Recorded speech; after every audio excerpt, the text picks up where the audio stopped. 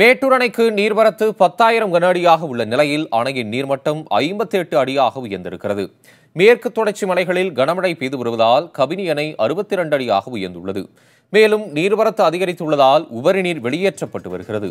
அதன்படி கபினி அணையில் இருந்து 10,383 கன அடி தண்ணீர் காவிரி ஆற்றில் திறக்கப்பட்டு மேட்டூர் அணையை வந்தடைகிறது. இதனால் நேற்று 57 அடியாக இருந்த மேட்டூர் அணையின் நீர்மட்டம் இன்று காலை நிலவரப்படி 58.23 அடியாக உள்ளது.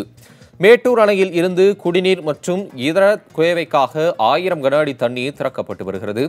ஒகேனக்கல் காவிரி ஆற்றில் 4வது நாளாக பரிசல் இயக்கவும் குளிக்கவும் தடை நீடிக்கிறது.